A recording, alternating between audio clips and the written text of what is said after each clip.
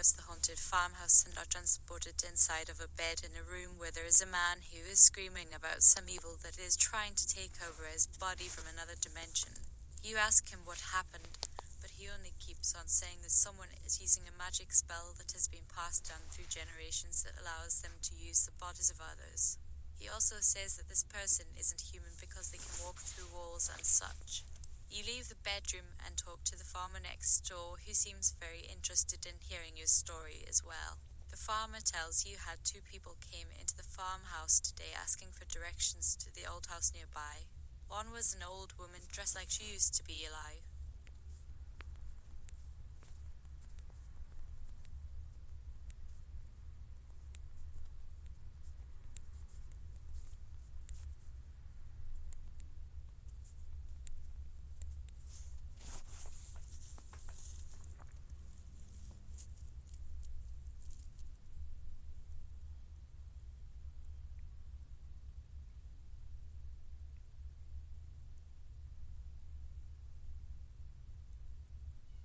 The other like she was excited to be dead soon. They wanted you to show them the way and then started looking at everything in your house and even going into all of the closets. Then when one of them left, the other went crazy.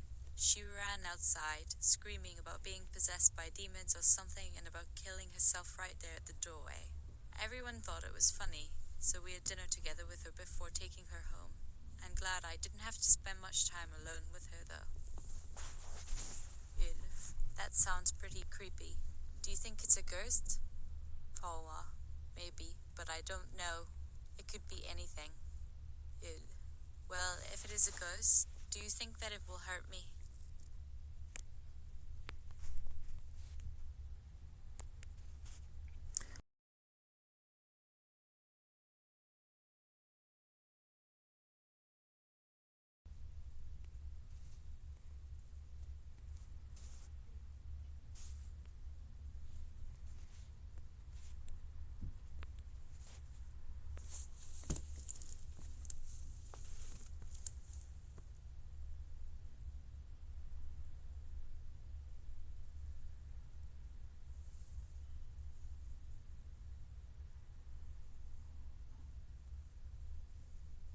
Annis. Maybe we should call crisis team and see if they can de-escalate the situation with her. Good idea. But let me talk to her first. We'll try not to freak her out too badly. The two Annis leave through the exit. The farm above. Shut up. We're getting out hot here now. The farmhouse has become very dark because the sun is setting behind some trees and the two ghosts are gone. You walk back inside where the farmer asks why you want to go there again today. You tell him that the man said he couldn't come home tonight and wanted to find his dog who got lost in your barn during all of this weird stuff earlier in the day. The farmer says that there wasn't any animal loose in there, but then remembers that there was a cat named Fluffy that used to.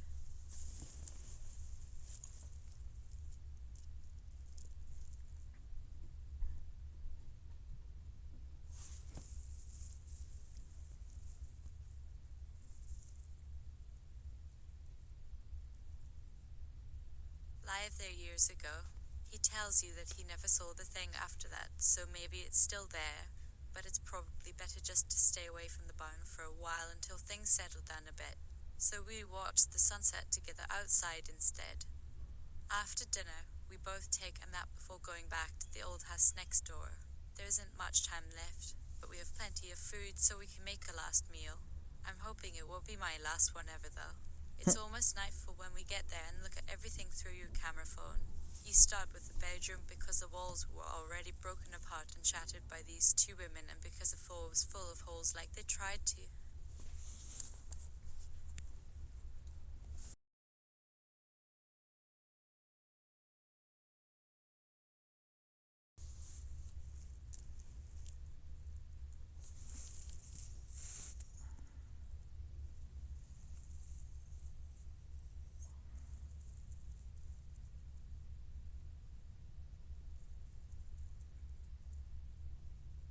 Renovate the whole place themselves and without the appropriate permits. And then you go to check out the rest of the rooms. They're pretty normal, except for the fact that there are pictures everywhere of a young woman with a dog on her lap and an old man who looks exactly like you do standing behind them in every picture.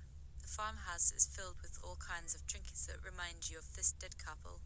Lamps, chairs, paintings, knickknacks, etc.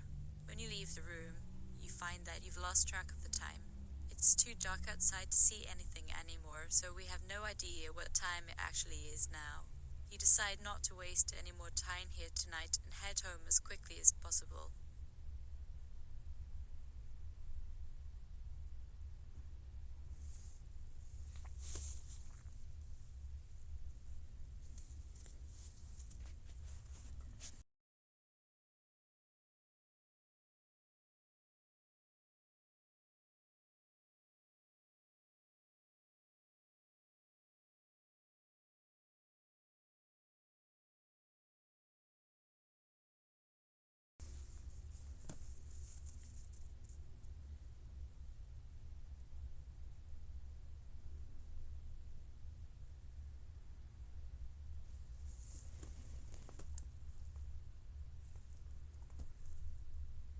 But not without taking one of those pictures with you, because you feel we might need to make some choices that will ensure that your photo disappears due to low friction in timelines where your picture doesn't exist or something along those lines. We should probably go back to your house after we eat dinner first, though, before we can come up with a good plan. You both shut up. The two Agnes disappear. Well, thank you for taking me to your home. Annis, you're welcome. What do you say? Want to go over to my place and watch a movie or something later? I got a new Blu-ray player. Sure. Let's go. It'll be fun. I just need my bag though. Can I bring it with me? Annis, why?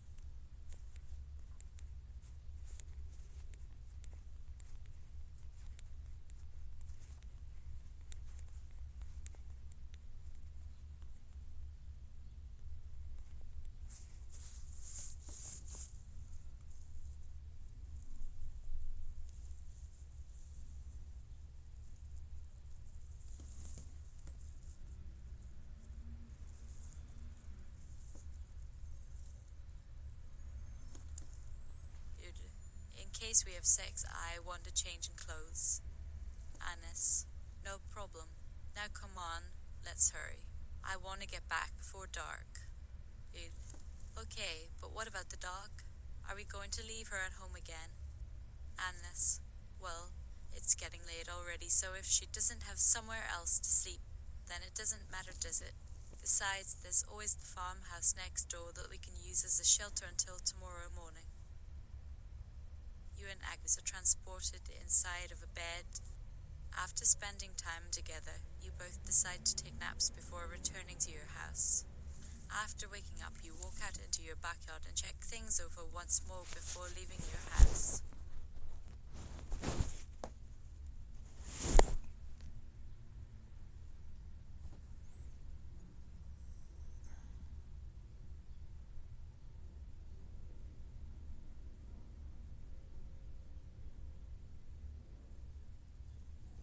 But when you look outside through your camera phone, you see that the sun is completely set and is no longer visible because the sky and everything around you are pitch black. So you decide not to bother checking anything anymore and head towards the old house nearby.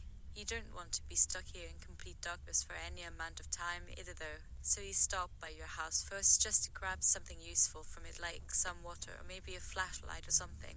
And after grabbing those things, you go back out and continue on toward the haunted farmhouse, where you arrive a little bit later than last time. The farmer who was our host this time gives us directions on how to get back inside of the main bedroom, since we haven't been there yet.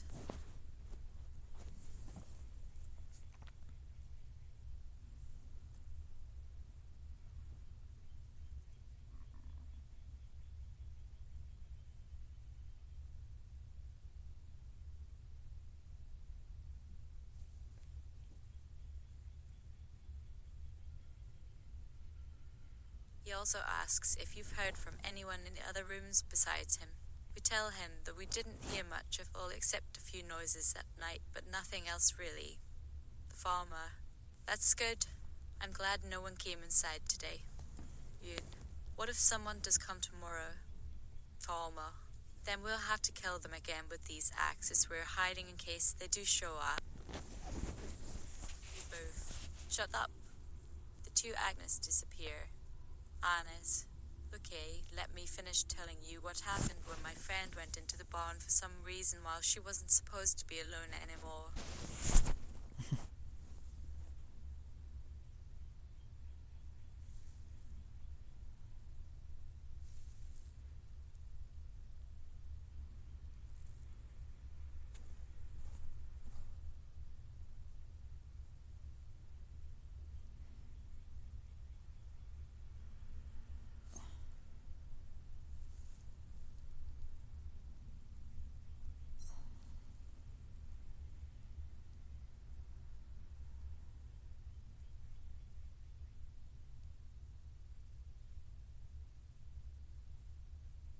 So, a dog named Fluffy has always lived here before, so naturally he followed his owner into the old barn which used to be an old farmhouse and not a building for horses or anything like that.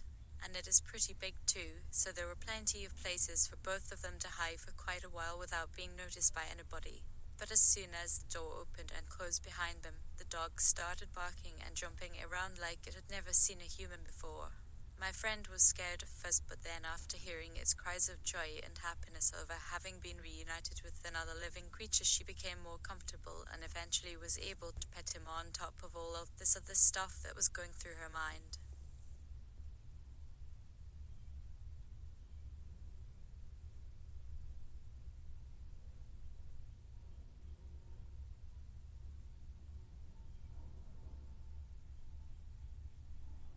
She also said there's no way we can just leave things where they are now, though, because those women broke apart the walls and destroyed all kinds of important pictures that I didn't even know existed until right now.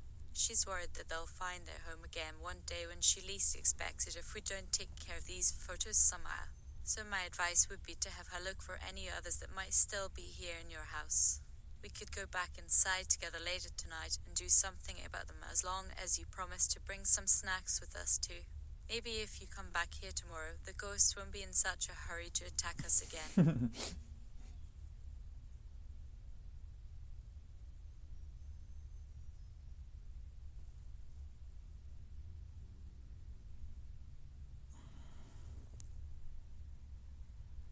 Then maybe we wouldn't need to destroy them like last time, or anything. You both, shut up. The two Agnes disappear. Agnes, well, that wasn't so bad for an afternoon out with me, was it? Yeah. Good. It sure was a lot better than being stuck in the car with them, I'll tell you that much. Agnes. Oh yeah, what happened while you were alone today at the farmhouse after I left for a few hours? They had already broken down most of the wall in the bedroom and ripped through everything on the floor because they didn't know where the dog was hiding.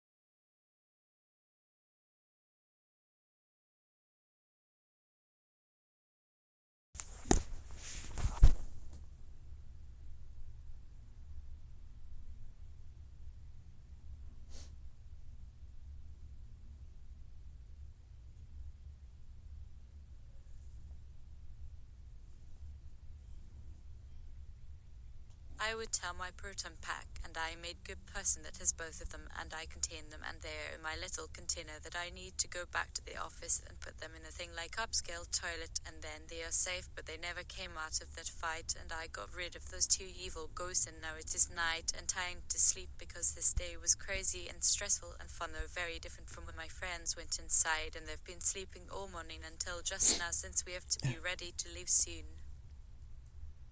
So we wake up early in your bed, take care of things outside before returning to the house once more, which, by the way, you can see right through it even if it looks normal again.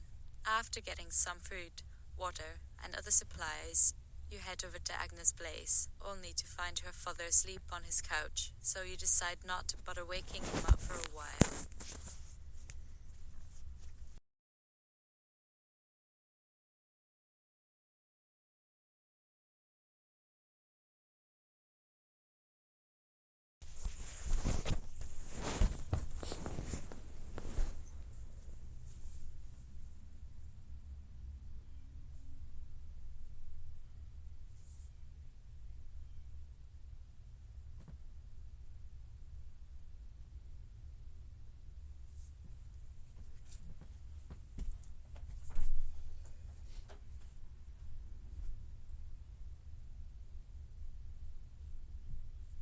you place a blanket on him, cover up his nakedness. He doesn't seem comfortable with being awake, let alone having you look at his junk. Maybe you could try a few minutes of flirting or something. Just think about how good it would feel for a minute, then put yourself back into reality after that. Don't forget that you're supposed to go back home first thing tomorrow morning because your parents might notice that you aren't at school anymore, especially if they keep calling your phone every 10 seconds like they've been doing all night long, and they won't stop until they hear your voice on the line again. So get moving already. It's time to go. Go. You make it back home and eat your dinner without anyone noticing because no one is looking out the window at the time except your mom.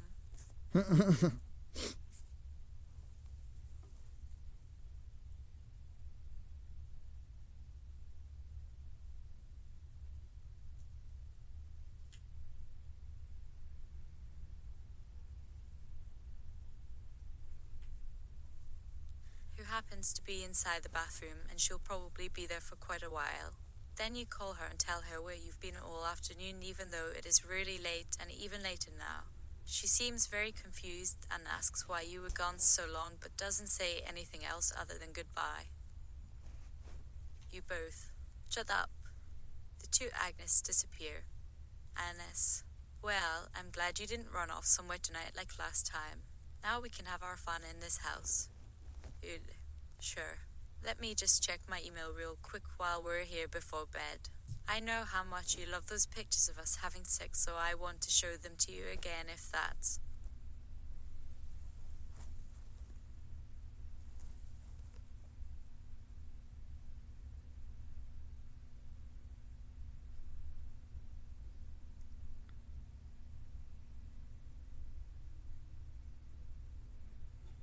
okay with you. Agnes. Oh yes, sure.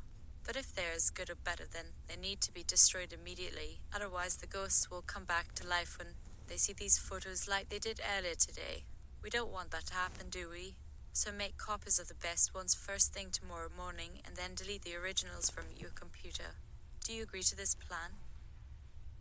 You. Yes, definitely. The two Agnes disappear. After spending a couple hours together at Agnes' home, you head back over towards your house once more, only to find the two of you both falling asleep on the couch while watching an old horror movie and eating some popcorn which has been provided for us by her.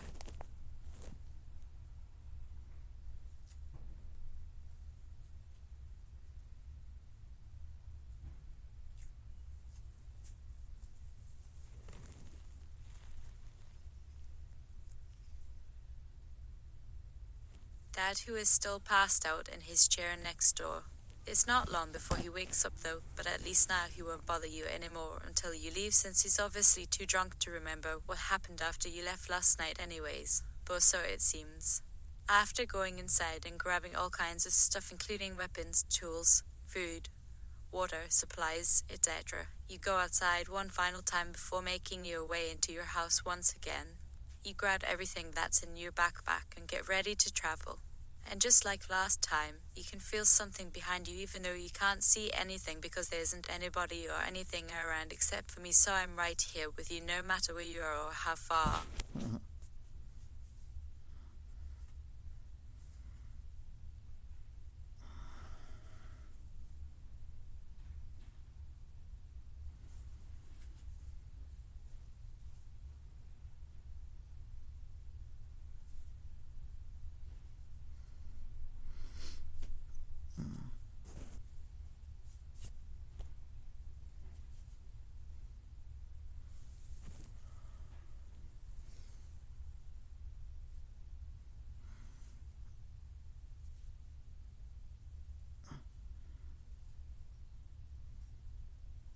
Away. So off we go. This is the most difficult part of this trip, considering that we have to walk through a dark forest full of unknown creatures like giant spiders, wolves with human faces, other ghosts, bears, and lots of creepy-looking things along the way. But none of these obstacles pose a problem for us at all because we've already dealt with them all a few times before while protecting Agnes' home from those evil women who want nothing more than to destroy everything they see and hurt whoever might be nearby. So this should all work out perfectly well, don't you think? We're not going very fast since neither of us knows exactly where we were going at first.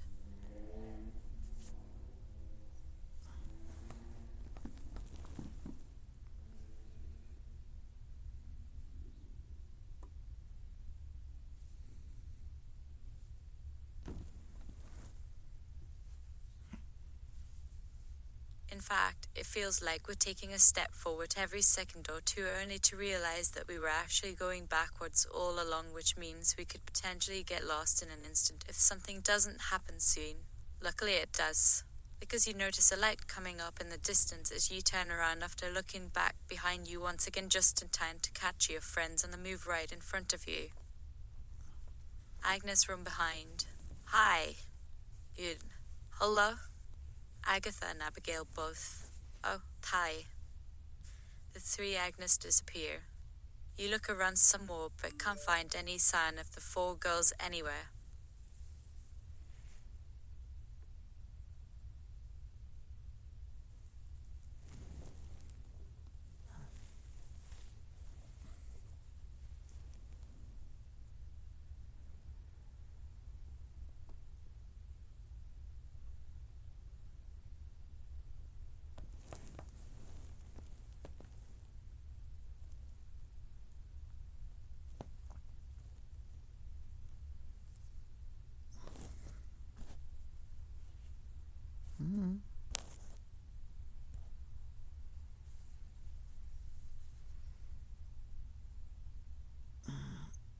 Sorry, I'm dealing with a little skin thing.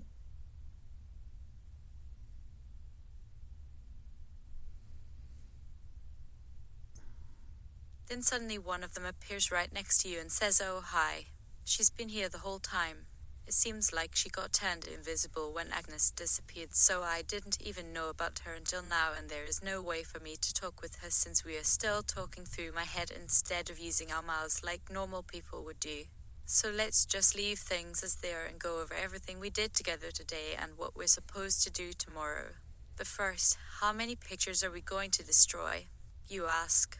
Well, all of them, replies Agnes, who then disappears, only leaving Abigail standing there in front of us again, which really annoys me because all of these conversations are taking place in...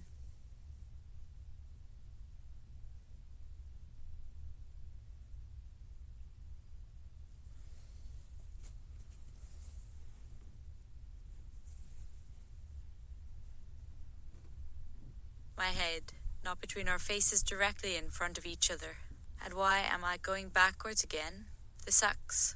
Anyway, Abigail, don't worry. The ghost will never be able to find out where your house is located or anything else important. They'll see this conversation though, won't they? Abigail. Nope. That's impossible. We're too far away from you for that. Okay. Good point. So you both walk towards a small forest at the edge of the city after agreeing on the plan once again. While walking through the dark woods, something happens to your right foot, so you stop for a second and notice the redness is gone now and it doesn't hurt anymore.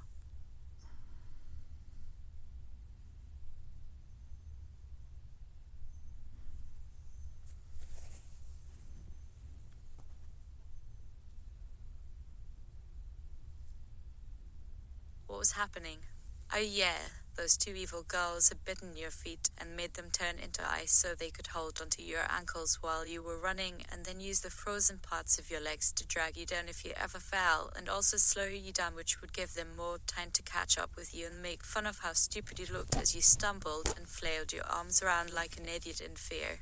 So now everything is fixed because we killed them and burned their bodies, which should have ended all of this, but somehow I still feel sick whenever I think about what happened last night. You both shut up. The two Agnes disappear. You reach the small forest in no time since neither of you has any problems. Not at all.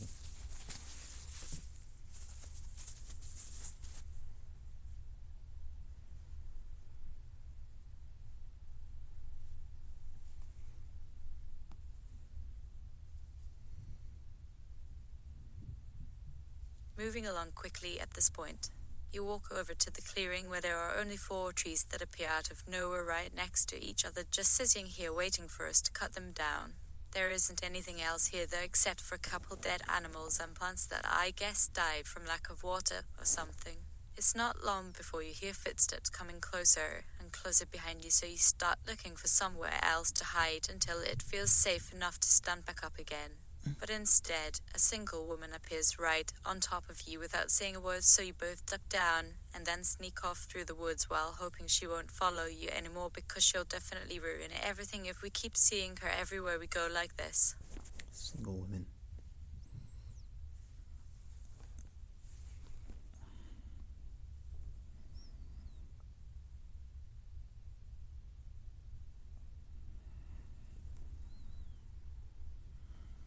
Unless maybe she can also turn invisible like Agnes did when we first saw her.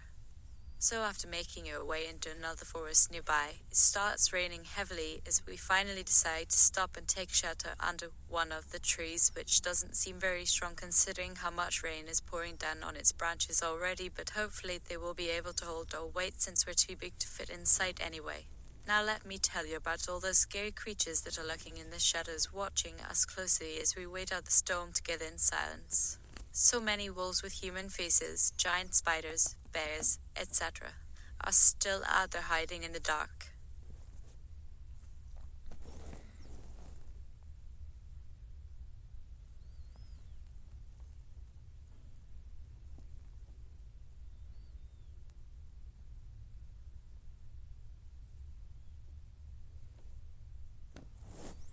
The worst thing about them, though, are the ghosts, which have now multiplied since you killed them earlier today.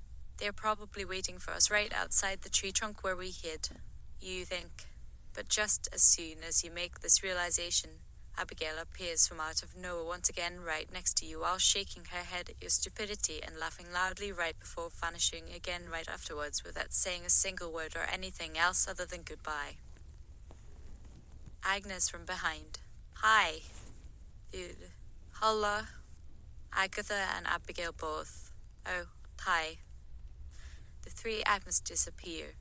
Oh crap, yells someone else who's not Agnes and comes rushing towards you all carrying a big wooden stick over.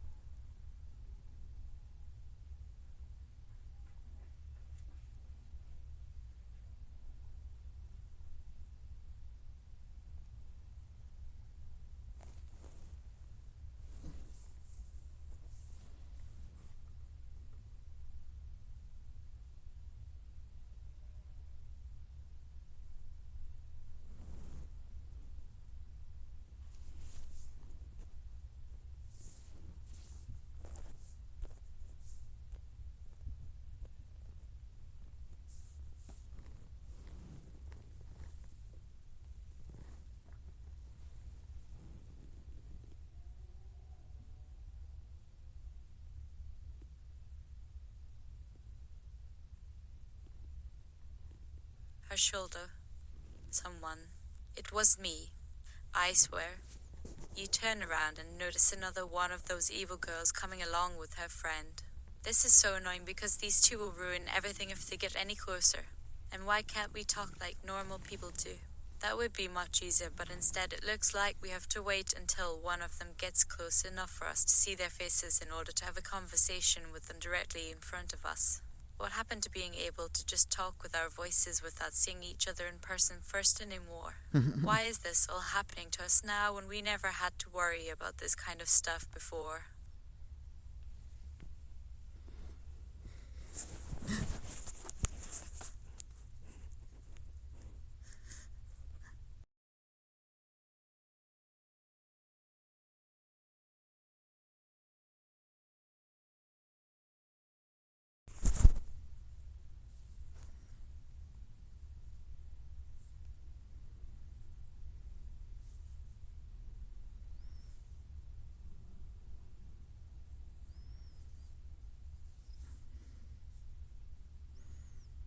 When is Kenilo fighting? Where is good old-fashioned cruising when you need him?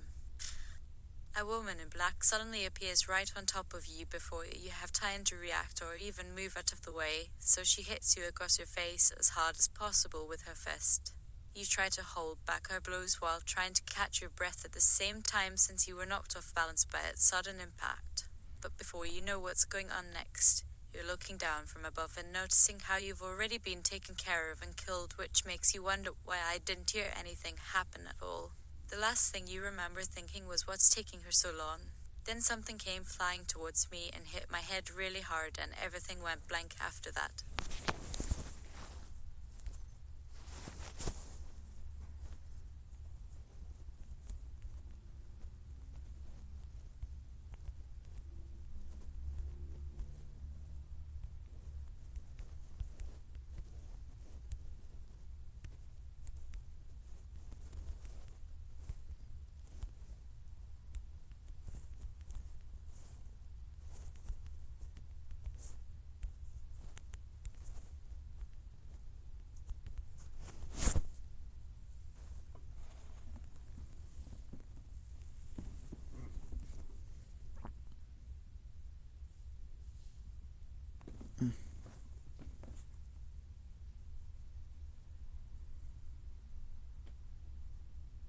You see Andrew's flowers in the attic. The game. Press start to play. Hi there, says a cheerful voice coming over your shoulder, followed up with a soft kiss against your neck. You look around, but can't see who it is until someone else appears just beside you again like before and whispers into your ear. Someone from behind. It wasn't me either. Don't blame anyone other than yourself for this whole stupid mess. A girl in white appears right on top of you once more, only to disappear as soon as she touches you this time. So she must be invisible like Agnes was earlier too, since we couldn't talk directly with any of them while they were standing right next to us, except when one of them appeared out of nowhere to suddenly attack you or try and drag you off to kill you as well.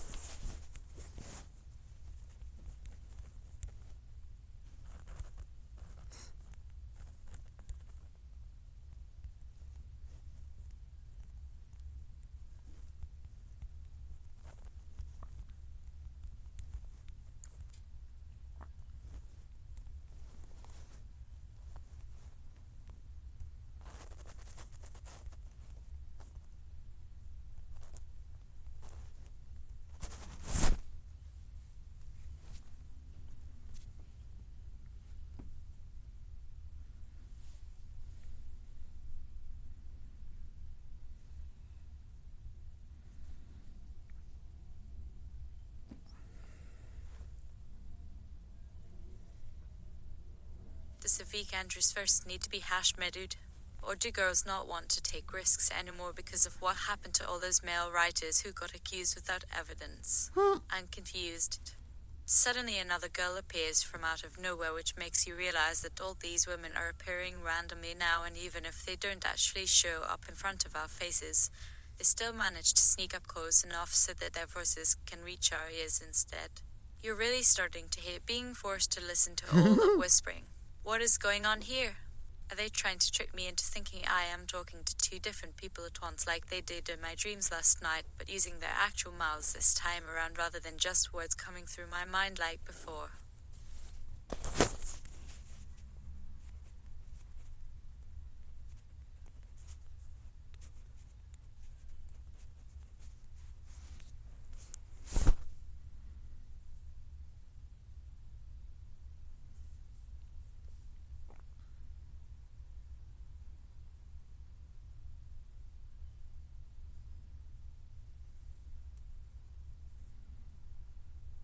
Asthma is violence, and asthma is sex.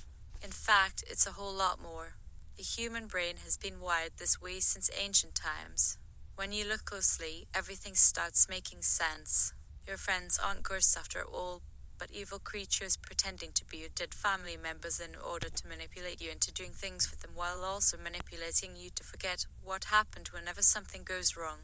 It wasn't them when we saw them earlier today, because they were actually the ones attacking us then, and only appearing right when you turned invisible again later on, which gave you the opportunity to come up with all these stupid questions about why they would do such an awful thing while leaving behind no trace of what had actually happened to you.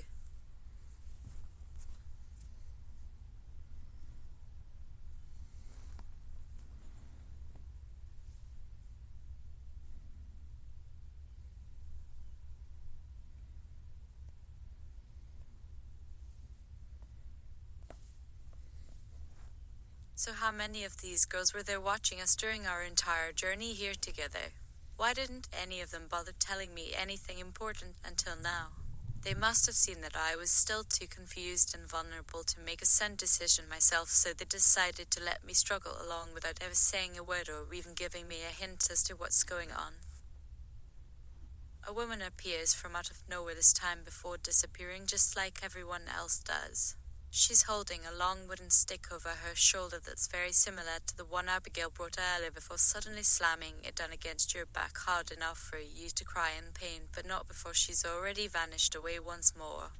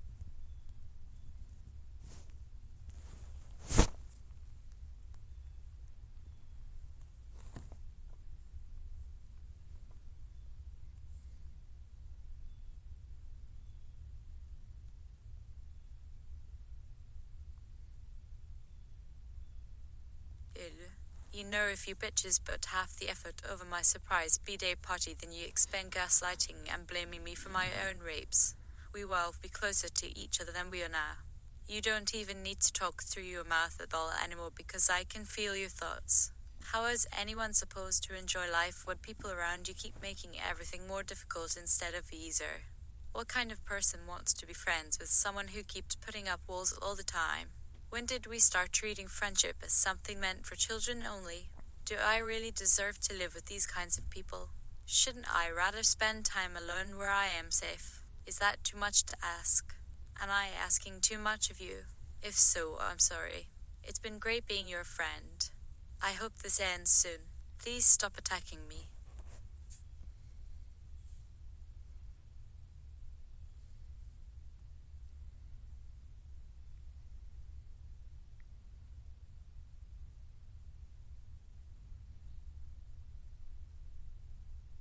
And please tell me what's happening right now.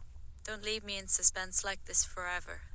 Suddenly a girl appears from out of nowhere and attacks you again from behind before vanishing just like before. She must have knocked her head on a tree or something while trying to get close enough to hurt you. This happens so many times during this entire process, and it's starting to piss you off more than anything. Why won't anyone answer any questions at all? The woman in white reappears once more and appears directly above your face before finally disappearing away like the other girls do after hitting you and leaving you with a sore bruise under your left eye and an even bigger headache.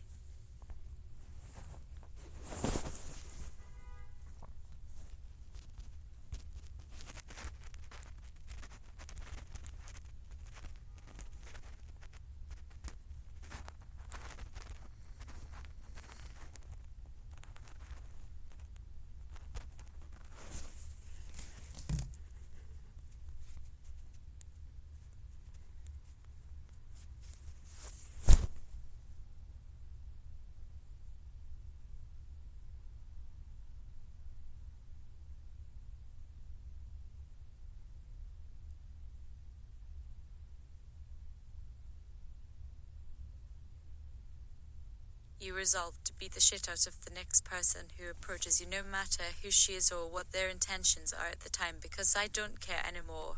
I want answers, which means I will fight back against everyone who tries to harm me ever again if that's what I have to do to make them stop hurting me even when they aren't doing anything wrong. You're going to show these people that not only can I take care of myself, but I'm also ready to kill others as well for the same exact reason that I am being attacked. The end. I hope there's still some way I can reach my friends through telepathy without having to deal with all this bullshit first. A man's voice suddenly comes over your right shoulder.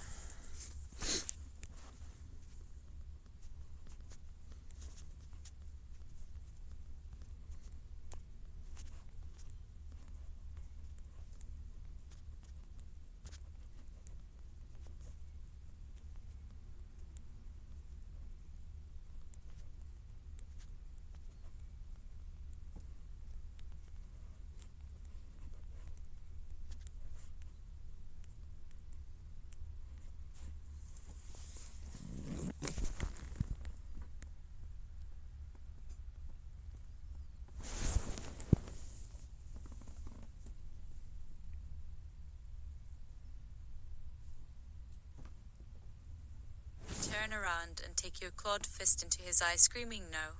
Don't leave us alone like this. We need help, and we need it now. Suddenly, a girl appears from out of nowhere just beside you right before vanishing away again. She must have been invisible all along. Someone from behind. It wasn't me either. Turn around and see a woman wearing white standing directly on top of you before disappearing away just like the rest of them did before her. Now you've had enough of this nonsense already. Someone is attacking you every time you get close to someone else or try to talk to them directly. Why is this happening? Who is doing all this? How do I know which one of them is actually real?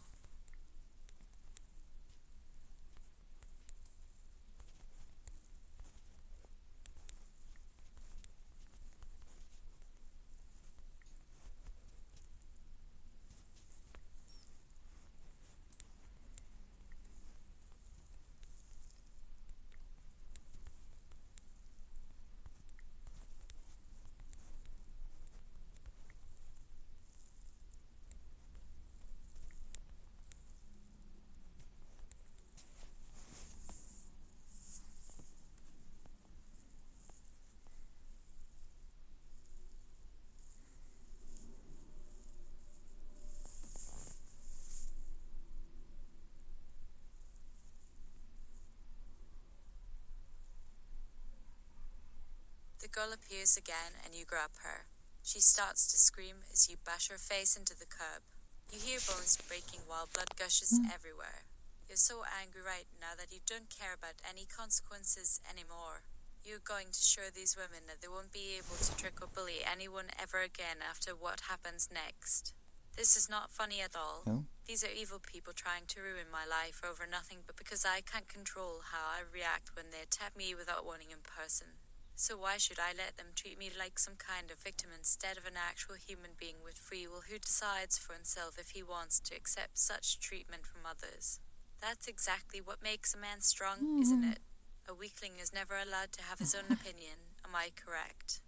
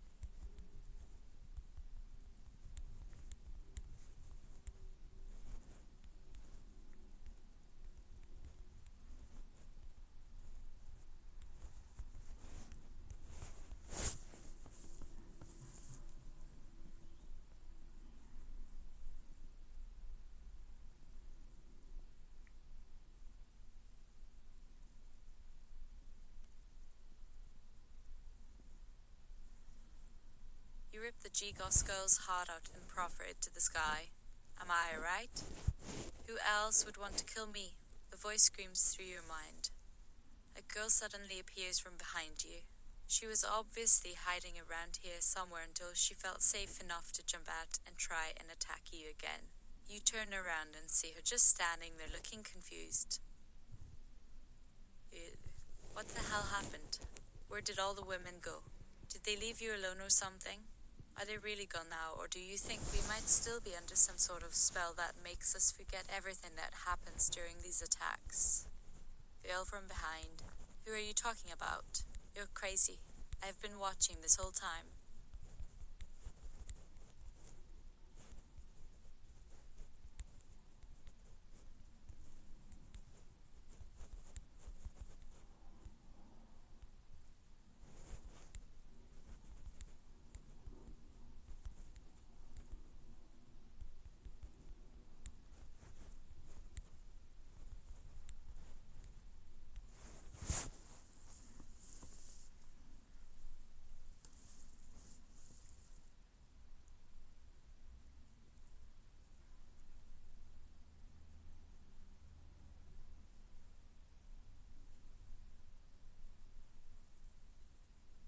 You grab her by the hair and press her nose onto the bloody, collapsed ghost girl face. Then you shove both hands down into the remains of the dead body and start ripping flesh off while screaming, "Who are you?" at her in rage. Someone else shouts, "No. Don't hurt A little them. late. They didn't know. We need help. Please stop attacking me." The girl looks away for a moment and then back up at you. "I'm sorry, but you can't trust anyone right now." The girl says as she disappears once more. A girl suddenly appears in front of your face from out of nowhere, but she vanishes before she has the chance to hit you with whatever was sheared over her shoulder earlier too. Another girl suddenly appears from behind, grabs your arms from out of nowhere again and starts to beat on your chest.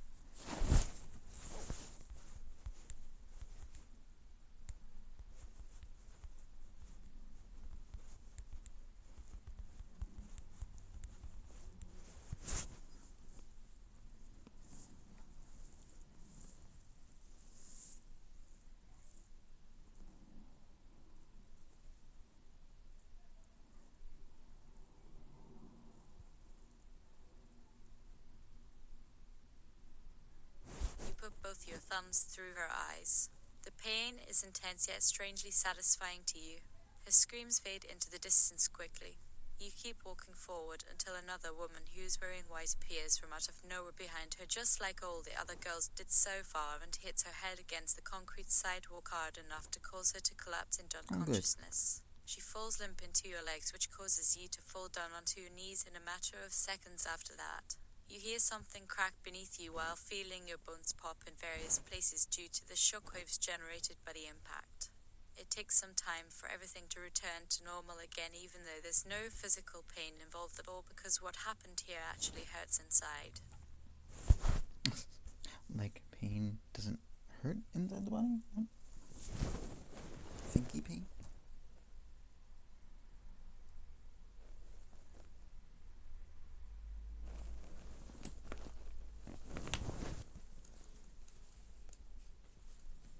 Why would these women want to hurt me when I've done nothing wrong at all? Do they hate me, or am I just being paranoid right now, since it really does look like everyone is trying to kill me for reasons unknown right now?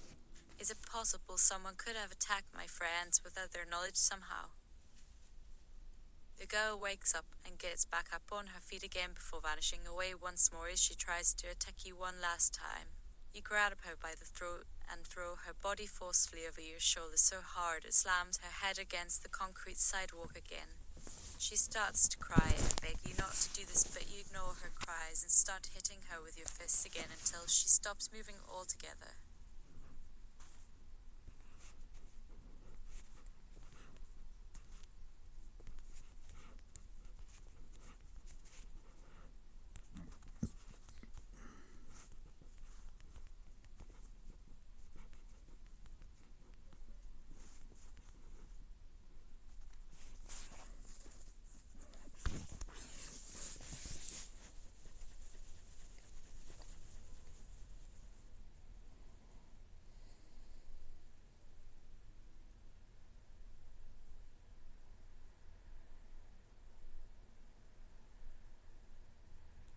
Patriarchy, the video game. Press start to play. You suddenly appear in an empty white room where everything appears completely different from what you remembered. There are two men in dark blue suits sitting across a table in front of each other staring at a giant TV screen displaying a video game in progress which has been paused at a certain point in time. One of them is obviously older than the other judging by his grey hair and beard, while he's also wearing glasses that make him look extremely intellectual. His skin is pale, almost ghostly looking, even though he looks a little overweight in general. He seems very serious about whatever's going on here, although you can't help feeling like he might be trying to play some kind of joke on you since the situation doesn't seem to warrant any seriousness whatsoever to you right now.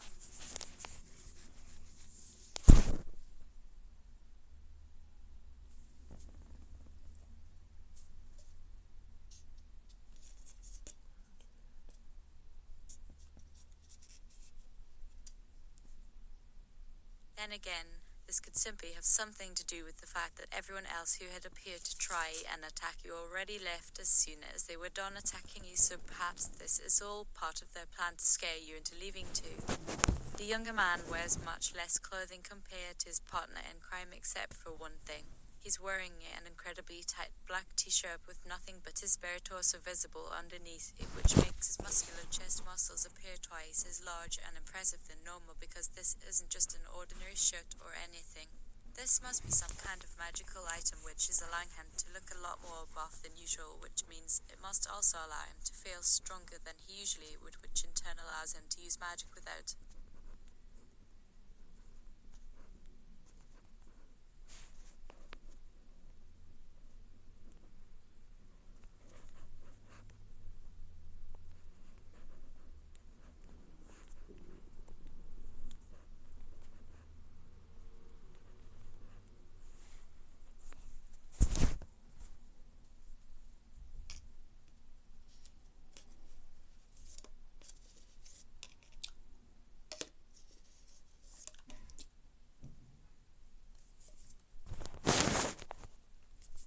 Read a mesh +5, you ask. He responds by smiling at you from across the table. What the hell are you talking about? The older man asks curiously while tilting his head slightly towards the TV screen showing the video game paused. You don't look like you're friends anymore. Who exactly are you? I've never seen you before in my life. How did you end up here right now if you haven't been here for very long at all? What do you want with me? Are you going to attack me again after everything that happened so far, now that I'm aware of what's really happening around here and why you're all trying to kill me like this for no apparent reason?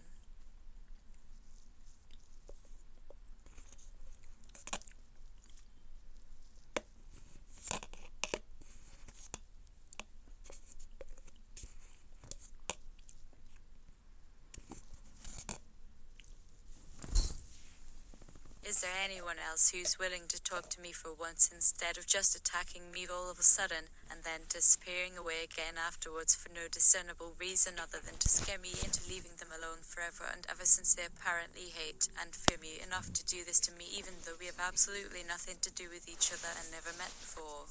Was everyone gone now, and how can it be possible that these women somehow knew where you were when you couldn't see or hear any of their movements beforehand, which means someone must have followed us here from somewhere outside our town in order to watch over you guys without you noticing it, because the whole thing has already become completely outlandish to me.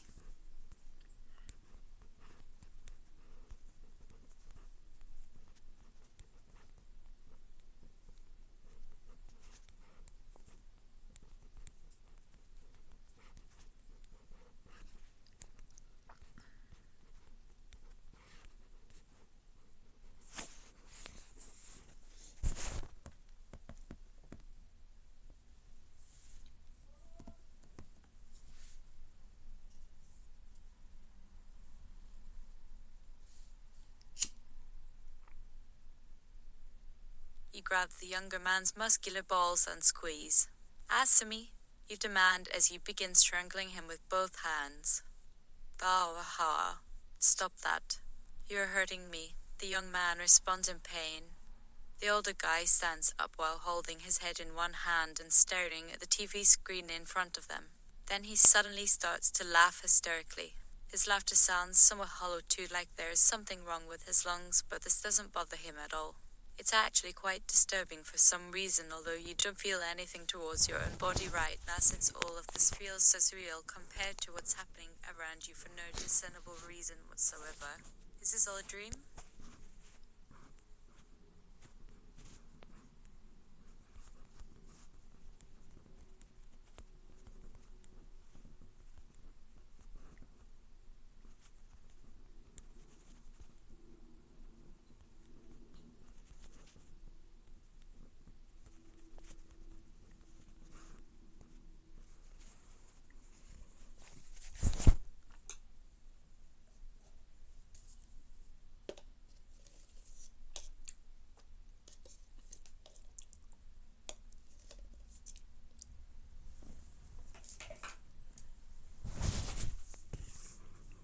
Starring Ian McShane of Deadwood as old Mr. Whitey, I presume?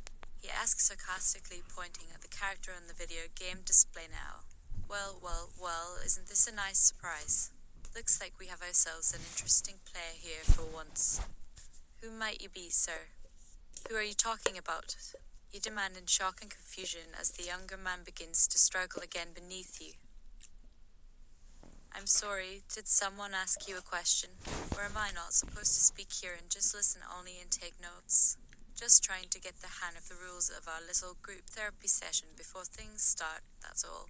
The older man replies, still laughing hysterically, while he looks over towards the other woman sitting in front of them and asks her something in hushed whispers.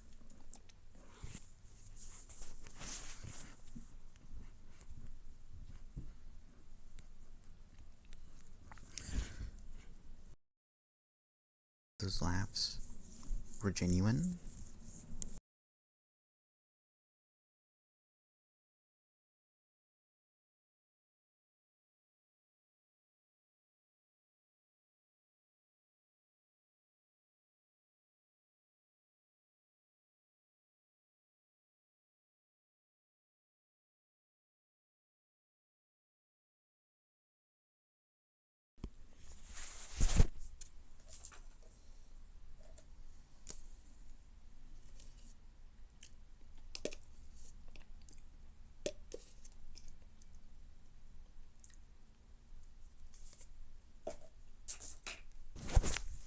The first few milliseconds of this last work and you find we can even be genuine, but I don't know where the AF is overlapping from. The second when they become real tears starts, he continues muttering into his palm which has been covering his eyes.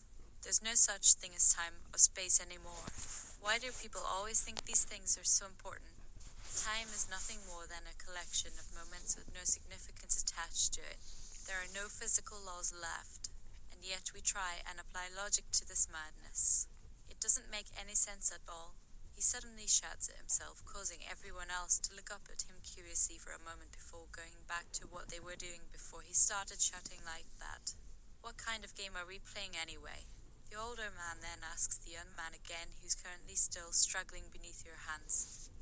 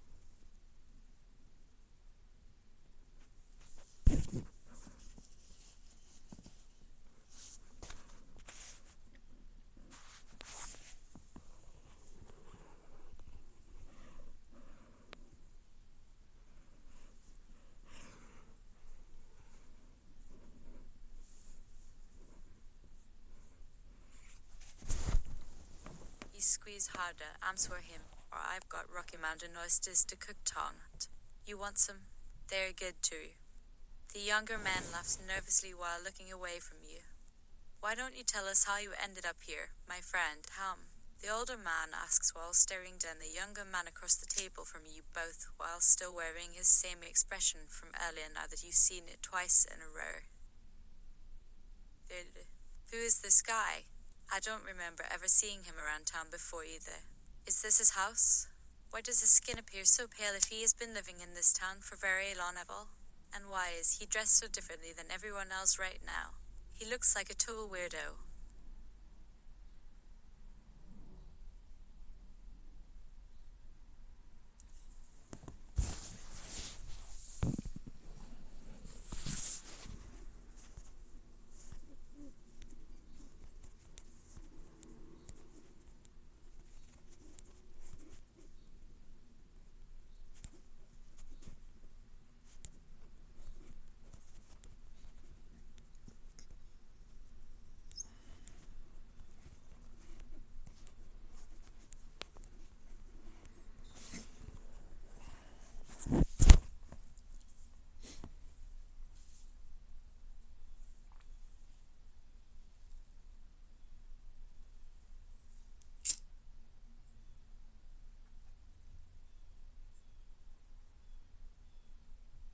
And his balls keep slipping from my grasp. What gives?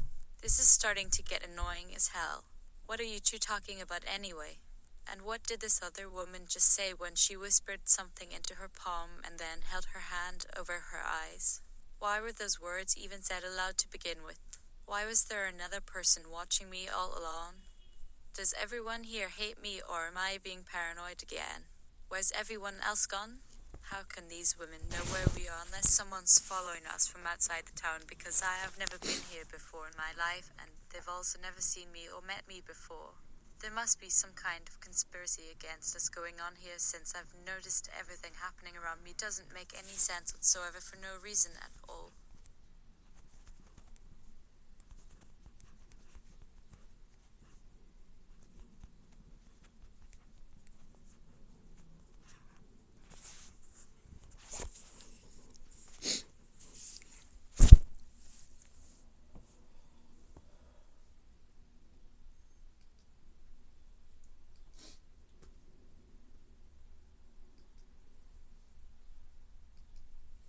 Is this what being a teenager is like? The older man continues staring at the young man sitting across from him. Now, that's not the way things work around here. You're only supposed to tell them what you want. Don't worry, they won't do anything until you ask.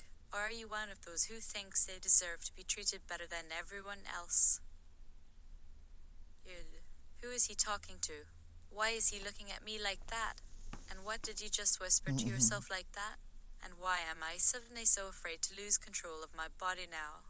Why does it feel like my muscles are tightening up when I try to relax my grip? Why don't these two seem very serious about their current conversation?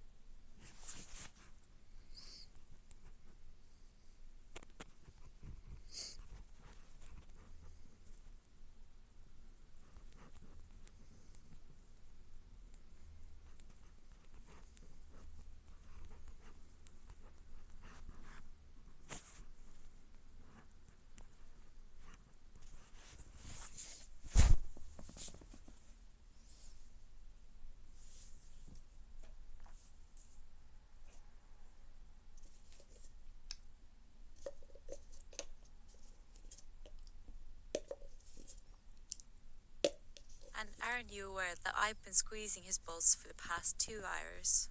What exactly is going on right now?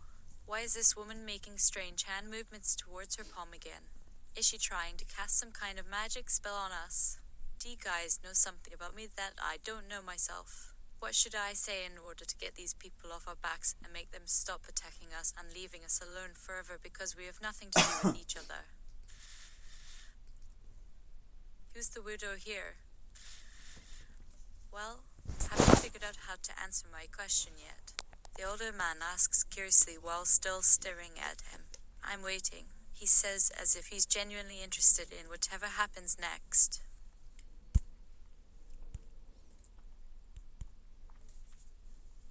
As if he has been here. I don't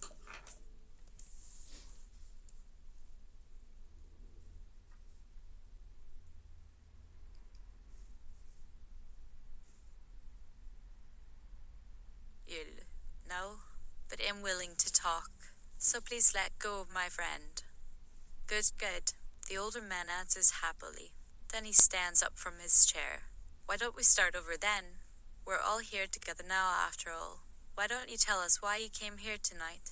The younger man seems a bit uneasy now since they've finally stopped strangling one another, but he begins to speak anyway. Amen. You see, I was watching your video game earlier today when I had someone calling me, so I turned around and saw that there were two people walking towards me wearing black robes like yours. You respond looking down at the table now that the men have stopped choking on your hands for some.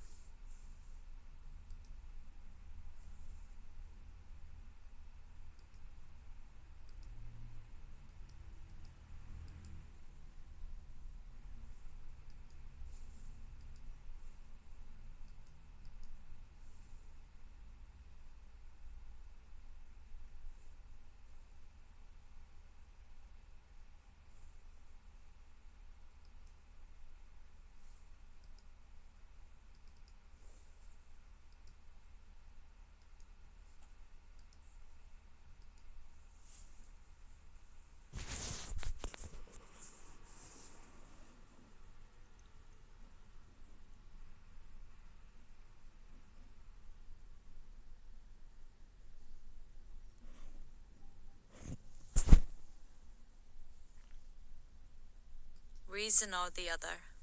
The woman who had been whispering into her palm and covering her eyes with both of them speaks in a soft voice towards the TV screen without even turning to look at it herself, while the older guy continues speaking with the young man sitting across from him. They walked past me and started attacking that boy right behind the counter in the back room. I tried to help him, but the next thing I knew he disappeared with them.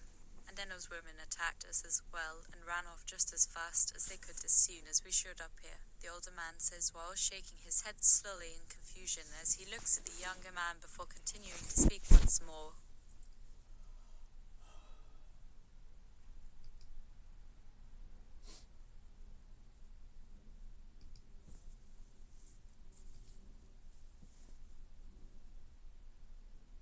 And then I heard you guys screaming from inside here and came running over here only to find these two trying to kill each other.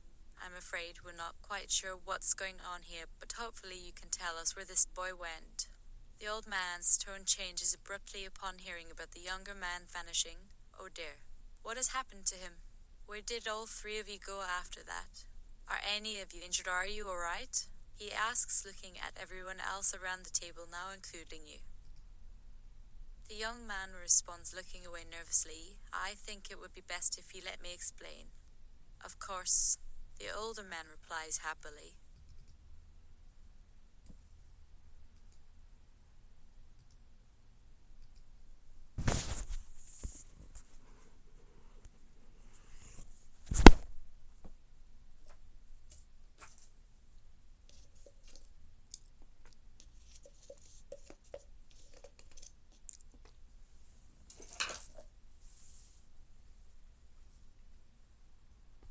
Then he sits back down again across from the young man, who seems slightly relieved. So, what is your name first of all? The older man begins. We haven't been introduced yet. And why do I feel like I know you already from somewhere? The young man hesitantly answers while still staring off into space. My name is Alex. You respond quickly, thinking back to something your father told you years ago when he was drunk and confessed how he'd wanted to make love with a girl named Alexandra whom he met while working in a factory outside of town one day in his youth, but she had rejected him before they even got close enough to have sex, so he just ended up fucking her instead, which turned out to not end well for either of them, but... Wait, what?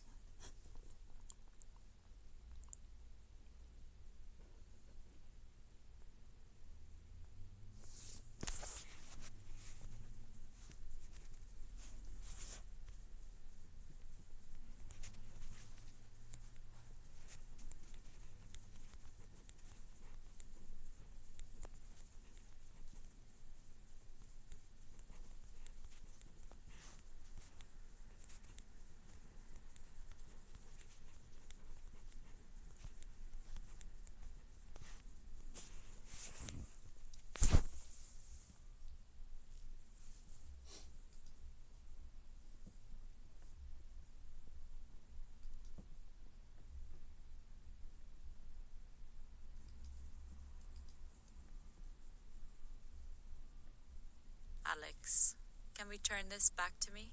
And can you let go of my balls? No, not until you tell us what's going on. Why are you acting as if there's nothing wrong here? The old man continues speaking to Alex without waiting for an answer. What about the two women who attacked you earlier? Who were those people and where did they go after the boy vanished? Alex responds, they weren't really people, at least not anymore. They're called vampires by everyone else and they live off blood. Blood? The older man asks curiously. So they suck blood from humans. He looks down towards the younger man across the table from him. That must be very difficult for a person like yourself since it isn't something that would normally happen naturally. Though you've never heard of it before.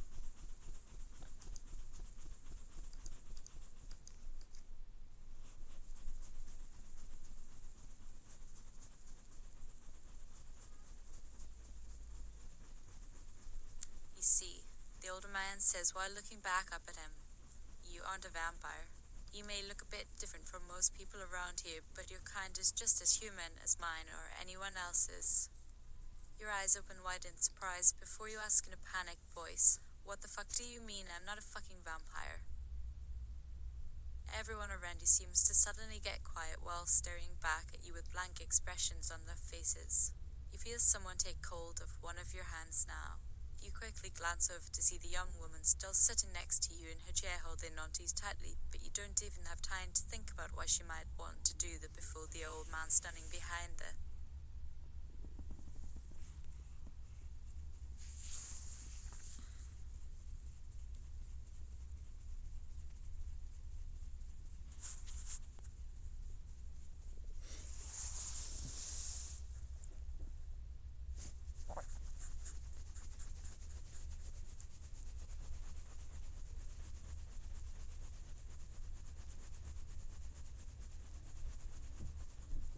Younger guy speaks to you again. You are not a vampire because you've been blessed by God.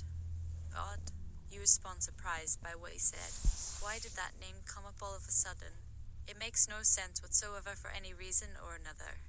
And if that is true, then how am I able to understand and speak this language without being bitten by a vampire or drinking someone's blood? How can my body be functioning perfectly normally right now after having gone through everything it has just went through? What is going on here? The older man continues speaking to you while looking down at his lap. That's right, you weren't born into our world like us or anyone else around here.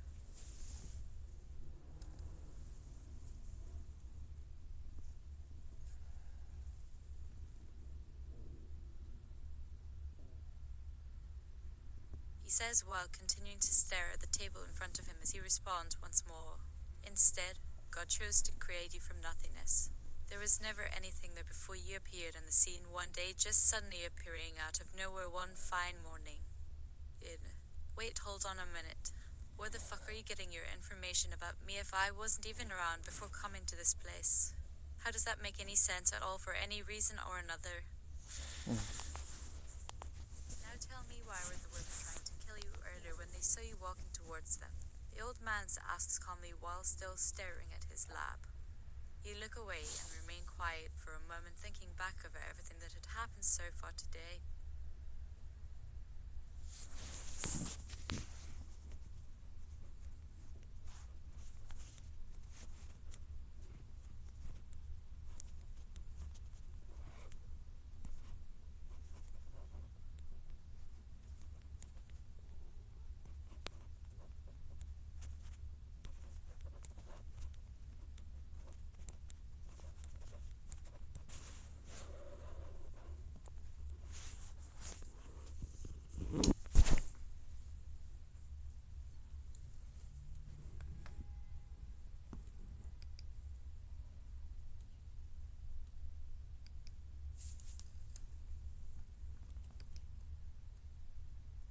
Seeing I'm done here, kick VC Andrews in the balls and go to bed.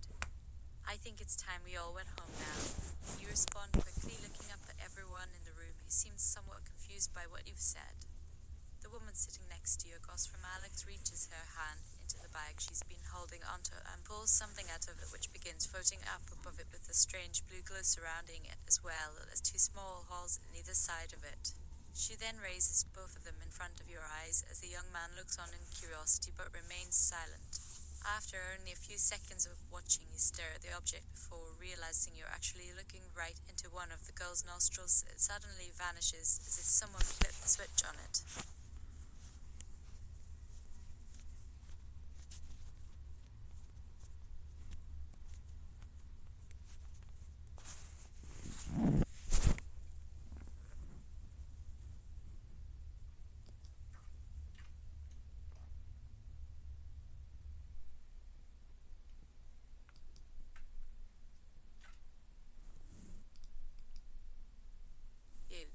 Magic sacks, you guys.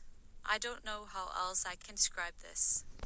She then places them back down inside of the bag before speaking towards you again. This is my power. You see, I'm a mage myself. You gasp back in surprise hearing that as you glance over to the table behind you where the old men are still seated talking amongst themselves. Wait. I thought you were just some weirdo who wanted to talk about stuff. No, not really. She answers simply while continuing to speak to you once more. I mean, I am a bit different than most people around here because I use magic instead of holy water or salt, but it's still essentially the same thing for me.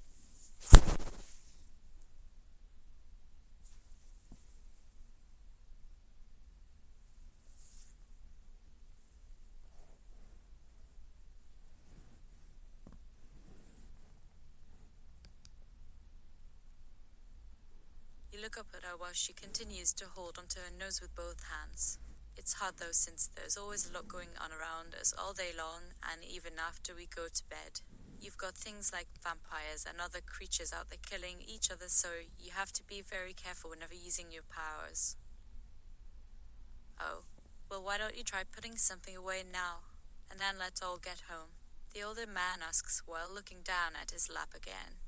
Fine, she replies quickly before reaching into her bag once again. This time it seems like what she pulls out is a small vial filled with red liquid which appears to shimmer slightly in front of everyone else's eyes when they stare at it.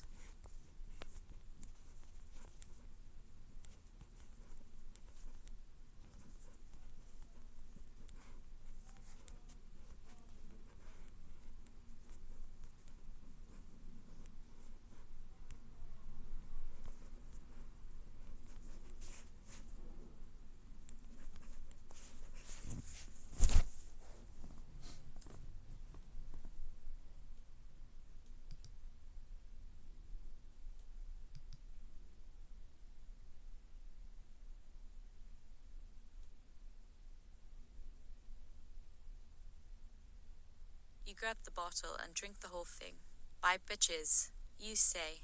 Everyone in the room looks back at you in surprise as well as concern, but the young woman just shakes her head before speaking once more. The problem is that the world isn't made for us mages, but I suppose we're doing the best we can with what we know. She says while continuing to hold onto the end of her nose this time, but without any sort of nostril plug in place anymore. It's been over 2 years since I came here myself from my home country, but I've never met anyone like you who actually understands me even though you were born into our world. She then turns towards Alex, and now he doesn't understand either. I think we should go home.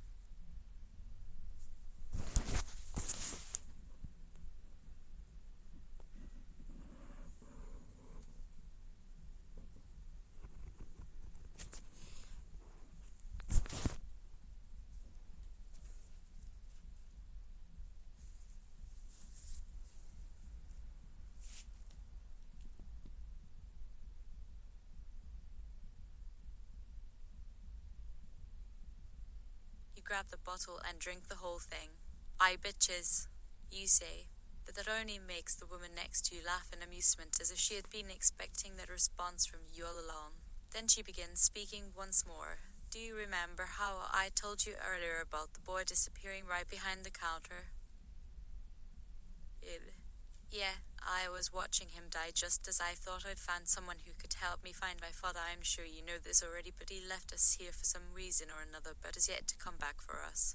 He also killed me today by turning me into a vampire after I tried to fight him off, which kinda sucks because I actually wanted to become one too." The young man across from Alex continues speaking while staring straight ahead without making eye contact with anyone present.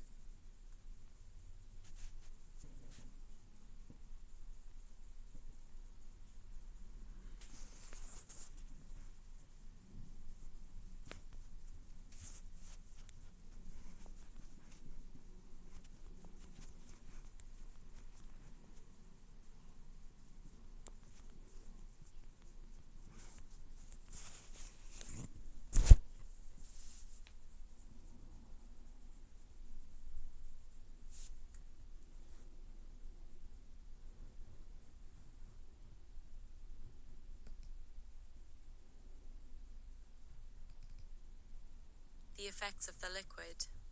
Your head begins feeling heavy, as if someone was sitting on top of your neck with their weight pressing down upon your skull. It feels like an oversized rocket being placed inside of your brain, causing everything around you to seem really far off in the distance, making your vision blurry, although it isn't completely blacked out since your eyelids remain open, allowing you to see the worlds around you even though you can't focus on anything too well or move around easily for that matter. After only a few seconds, you feel yourself start falling forward from your chair and towards the ground until you land face first onto the floor, where you're laying there motionless, unable to even blink back tears or close your mouth due to having no control over your body.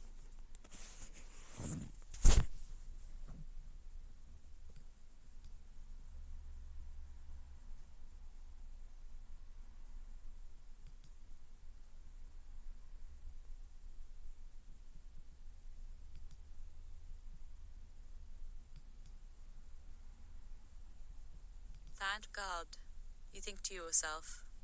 A couple moments later, all sound suddenly ceases, and you begin hearing people moving about again, but still cannot turn your head, much less look up at anyone who's now standing above you. Everything becomes very quiet except for a strange hissing noise coming from somewhere else in the room, which causes you to try turning your head in different directions without being able to see clearly at all through the blurred vision in front of you. "Alex, you hear someone speak in an oddly calm tone of voice before finally seeing their lips move in front of your face again. Is he alright?" The young woman asks while looking down at you with her head tilted slightly to one side as she remains crouched down right next to you.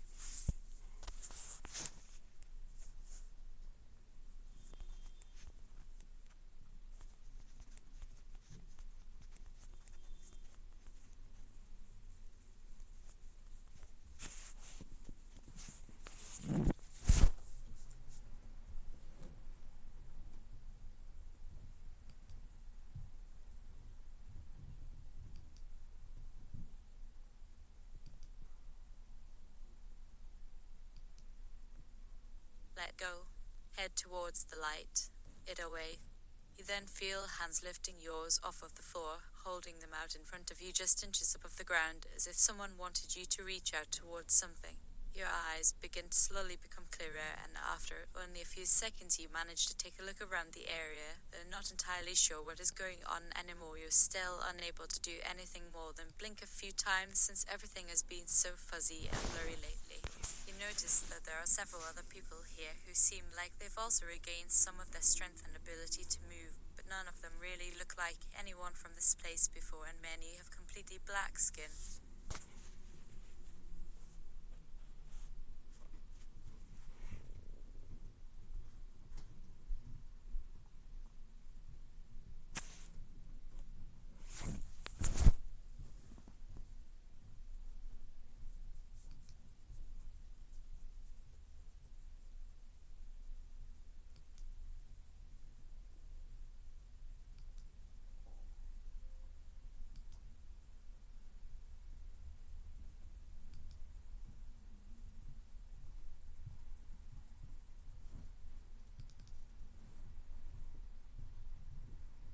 You glance up towards the ceiling where it appears dark grey and looks similar to how it looked before, but different somehow as well. But for now it's too difficult for you to figure out exactly what's changed or even why things have suddenly turned back to normal again when you didn't expect any of them to ever return to their original state.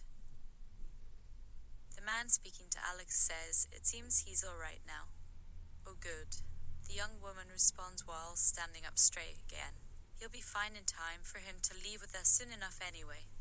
You hear another voice speak up in response. No, he won't, because we need to take care of that vampire first.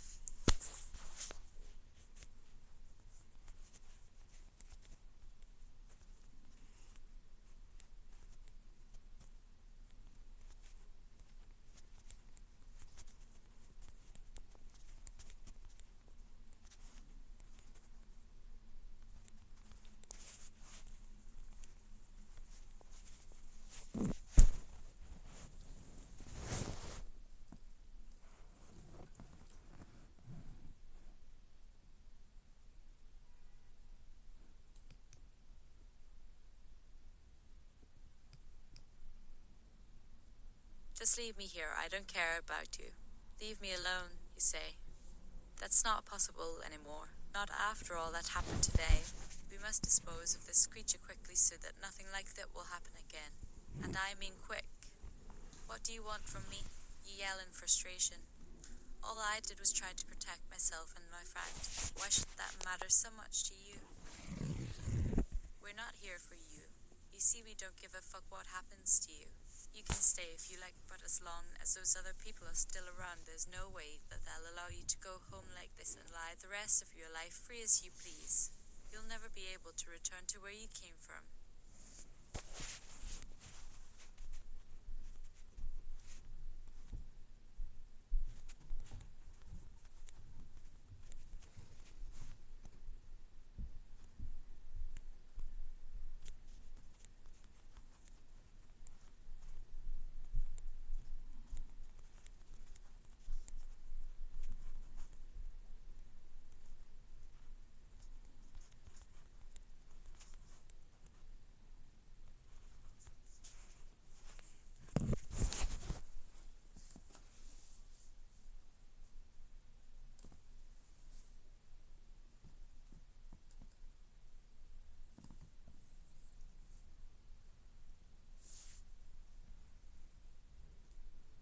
Good, can you kill me too?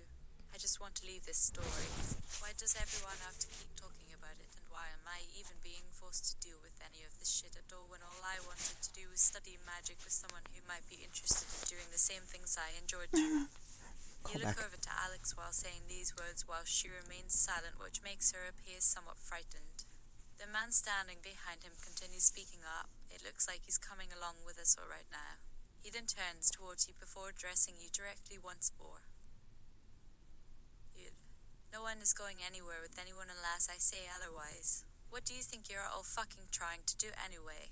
Stop following me or else I'm gonna turn into a vampire myself.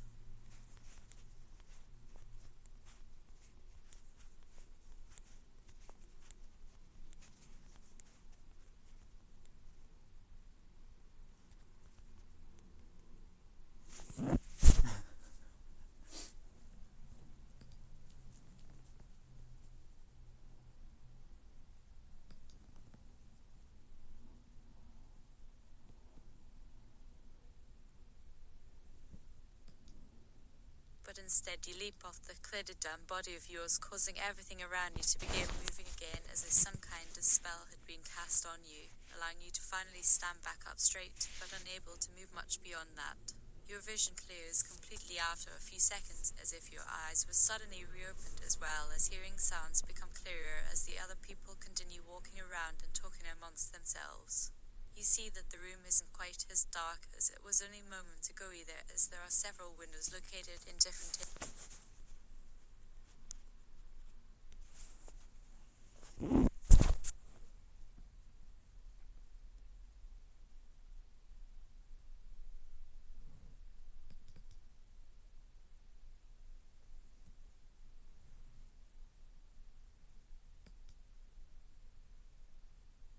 Your body feels light again as you fall downwards quickly until you finally land on something soft, and for some reason it smells nice. It almost reminds you of your mom and dad, but it also kind of resembles how a girl named Sash smelled when you first met her back home at the store.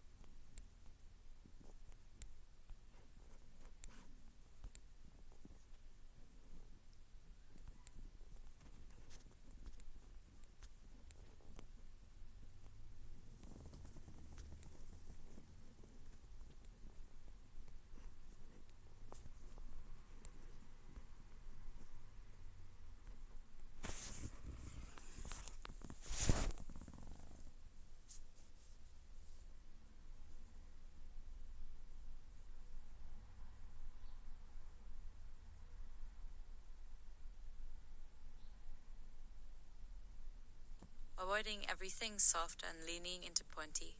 Get away, get away, get away. Get rid of him. A voice suddenly shouts from somewhere nearby you, but you don't know how to respond back to it as everything begins becoming dark again, but for some reason it feels much different this time, since it doesn't cause you to feel sleepy anymore, but rather awake and alert, at least for the moment, until it slowly becomes pitch black, as if someone had flipped a switch, turning out the lights around you as well as the ones in the room. You continue seeing flashes of light appearing randomly here and there, but still cannot see anything clearly except the area right in front of you, where it's slightly brighter than the rest of the world.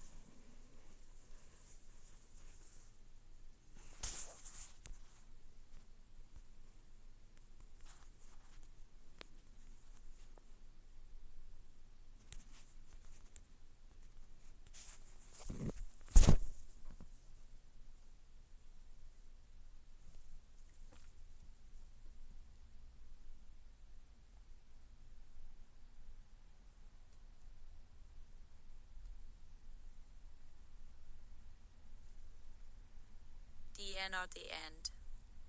You fall backwards onto your hands and knees in an attempt to regain control over yourself after hearing what sounds like someone whispering these words inside of your head before passing out on top.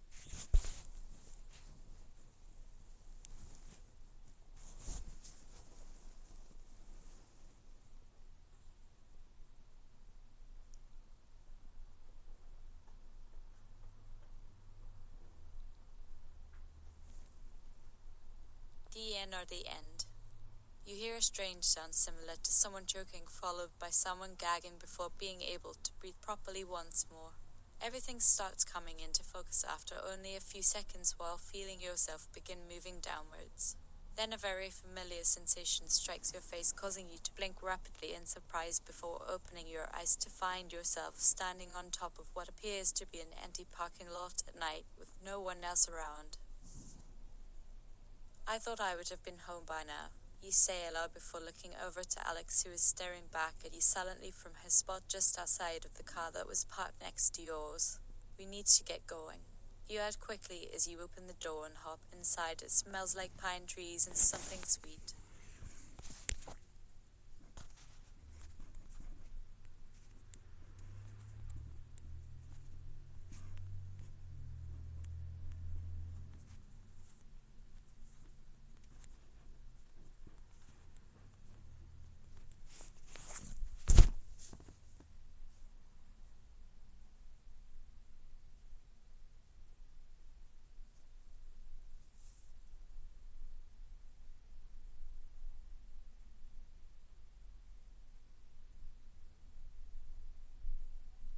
I say? Thank God. You inhale deeply through your nose, then hold it for another few seconds. The air seems fresh and crisp even though you can't really see much due to the lack of lights all around you. After taking several deep breaths, it slowly begins filling up again as if someone had blown the bag out, which causes a soft yet audible gasp to escape your lips as you look around the area more clearly, just enough for you to notice a road directly ahead of us where it looks like it's heading towards a small town. Everything feels so calm around here compared to what it's been like in this other place lately. Although, something doesn't seem right about how peaceful everything is here, but still unable to figure out exactly what's wrong with it until after a moment you suddenly hear a very familiar sound that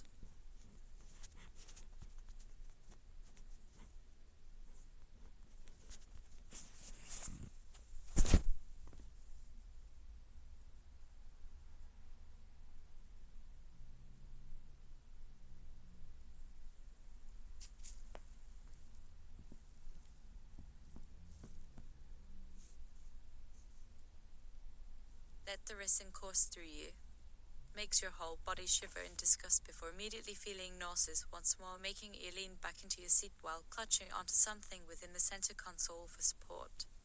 Ew. You manage to say before laying back down and closing your eyes tightly as tears begin forming at the corners of them, since you're no longer able to control your emotions anymore, or anything else for that matter. You feel yourself floating above the ground and slowly drifting off from the world surrounding you. You don't know where you are going and cannot see any of the surroundings just yet, although you can feel like there are some trees nearby and they seem rather dark and foreboding, which gives you an idea of where you might be, but then you start wondering if maybe these aren't.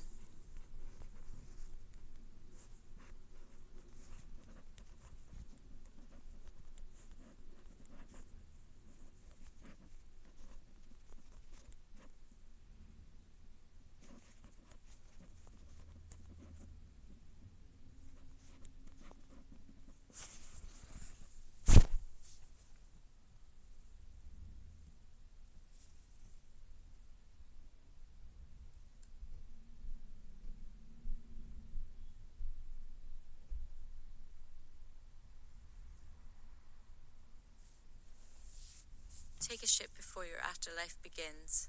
I don't want to sit on my bum all day long in the middle of nowhere eating food which makes me fart everywhere. Just kidding, but really do not have a toilet anywhere near here. You think to yourself before continuing onward. A few minutes pass by in silence before a new sound suddenly strikes your ears, causing your heart to beat rapidly in surprise, followed closely by a faint thumping sound in your head accompanied by a wave of nausea, making it hard for you to keep walking straight forward. The darkness around you has become so much more noticeable as well as thick than when you first started out following Alex's car. At this point, even though you've been awake for quite some time now, you still haven't managed to regain any of your strength as you continue pushing forward with whatever little energy that.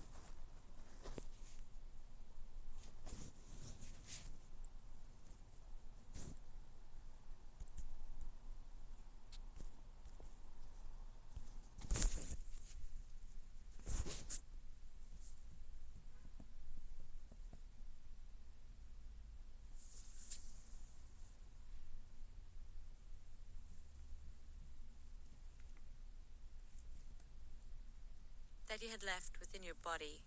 As you reach up towards one of the trees, trying to steady yourself from falling over, you feel something fall onto you from above, making you gasp loudly in shock and pain as blood trickles down from between your fingers where they are holding onto the tree trunk tightly while staring at what appears to be two dark figures standing just below where the sun is barely peeking through the clouds and the sky seems very bright, although there are no other colors apart from black, grey and white in the area, which makes the image appear surreal and distorted, almost like someone was painting everything in their mind rather than actually being able to see it. A figure suddenly stands before you, looking directly into your eyes, which causes you to blurt out, "No."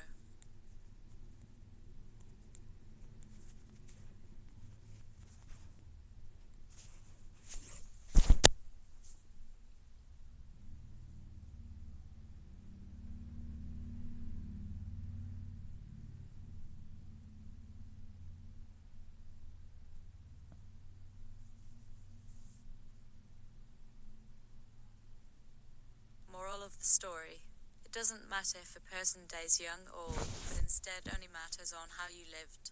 Everyone deserves a chance to live life without worrying about getting killed by some asshole who has nothing better to do with his time than murder innocent people, whether he gets away with it or not. Although it does happen every day, so unfortunately a lot of good souls will die before ever having the opportunity to really live. And then those bastards who did such terrible things have all the money and power that they want, yet still somehow find ways to get off scot-free. Meanwhile, we'll be stuck living our lives in fear of them coming back for revenge and eventually taking over this world once again, making sure they never have any problems with anyone else other than themselves, since they can just sit.